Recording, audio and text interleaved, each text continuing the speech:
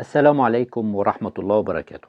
أهلا بكم أعزائي متابعين قناة الرياضيات مع أيمن عبد الله وسؤال هندسة، وهذا السؤال من ألمانيا. أوجد محيط الشكل. معنا هنا شكل هندسي كما نرى أمامنا، مساحته معلومة 27 متر مربع. وهنا لو نلاحظ إن الشكل عبارة عن مربع ناقص ضلع، أسفله مستطيل أيضا ناقص ضلع، لأن هنا ضلع الناقص بين الاتنين. هنا بين الشكلين يعتبر هنا لو في ضلع هيكون فوق في الأعلى مربع وفي الأسفل هيكون إيه؟ مستطيل. طيب هنا طول الضلع اللي في الأسفل اللي هو يتبع للجزء الأسفل مستطيل 6 متر. في هنا نقطتين A و B. النقطتين A و B على التوالي عبارة عن إيه؟ ربع وثلاثة أرباع من طول المستطيل كما في الشكل. المطلوب إيجاد محيط هذا الشكل. طبعا يمكنك تثبيت الفيديو ومحاولة إيجاد الحل بنفسك. على بركة الله نبدأ مع بعض عرض الفكرة وعرض الطريقة. لكن رجاء اللي بيشوفنا لأول مرة يشترك في القناة ويفعل زر الجرس ليصله كل جديد، والباحث على أسئلة الهندسة يجدها في قوائم التشغيل في قائمة بعنوان اختبارات الهندسة. نبدأ الفكرة والطريقة. في بداية الأمر أنا عندي النقطتين A و B كما نرى أمامنا. هو بيقول لي في المعطيات متواجد معانا إن في النقطتين ال A وال B هنا على التوالي ربع وثلاثة أرباع من مين؟ من طول المستطيل المتواجد معانا هنا. يعني هنا في الجزء ده يمثل إيه؟ يمثل الربع. طب يعني يطلع كام؟ والجزء من A لغاية B هنا يمثل الثلاثة أرباع. طيب موضوع الربع ده بقى يبقى نعمله ازاي؟ يعني هنا ربع اهو نضربه في كام؟ في 6 بيساوي هنا يبقى 6 على كام؟ 6 على اهو هنا ممكن نختصر على طول على الاتنين، فالاتنين على الاتنين هنا فيها الثلاثة، يعني 3 على 2، يعني بتساوي 1.5 متر. يعني نفهم من كده ان الجزء ده عبارة عن 1.5 متر. جميل جدا. طب وهنا الجزء التاني ده عبارة عن ايه؟ عبارة عن 3/4، يعني 3/4 لو احنا ضربناها في 6 هتطلع معانا، او ممكن بطريقة اخرى ال6 دي نطرح ناقص 1.5، يبقى بالتالي هيطلع المنطقة دي 4.5 متر.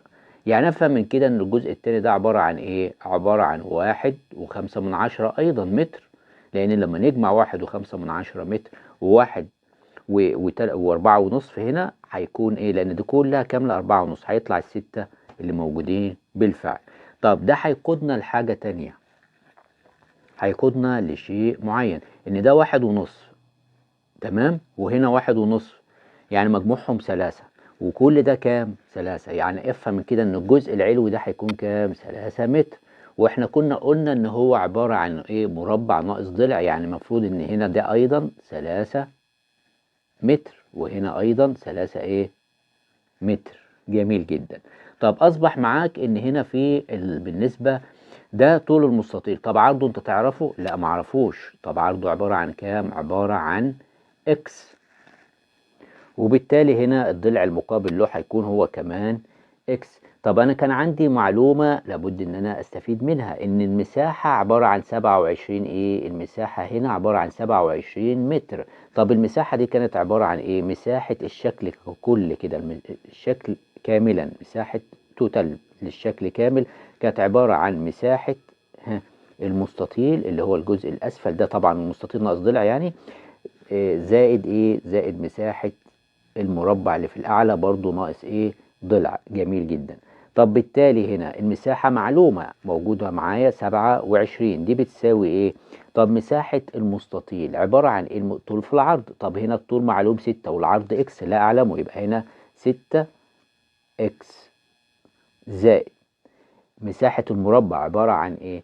عبارة عن طول الضلع في نفسه. طب الضلع عبارة عن 3، يبقى 3 في 3 بكام؟ ب9. طيب هنا نبتدي ان احنا نطرح من الطرفين ناقص ال9 وهنا ناقص ال9، طبعا هنا دول بالسلامة. اصبح معاك هنا دي 18 بتساوي 6 اكس، يعني ممكن اطلع منها اكس بتساوي كام؟ الاكس ال 18 على 6 يعني بتساوي ال3. يبقى اذا افهم من كده ان اكس اللي هو عرض المستطيل ده بيساوي كام؟ 3، وبالتالي هنا ايضا ده 3. فسهل جدا الوقت اللي انا اجيب المحيط ولا صعب؟ لا سهل جدا. المحيط بيساوي اللي هو هنا ب، هيساوي بقى معاك، هتبتدي ان انت تجمع. تعالى ما نجمعهم من على الشكل نفسه. هنا دي 6، وهنا 3 9، وهنا 3 تانيين، يبقى كده 12، وواحد ونص وواحد ونص 3، يعني 3 و12 كام؟ 15. 15 وهنا 3 و3 6، 6 و3 9، يعني 15 و9 يكونوا كام؟ يكونوا 24. يبقى 24 متر. هذا هو ايه؟ المحيط. شكرا لكم، والسلام عليكم ورحمة الله وبركاته.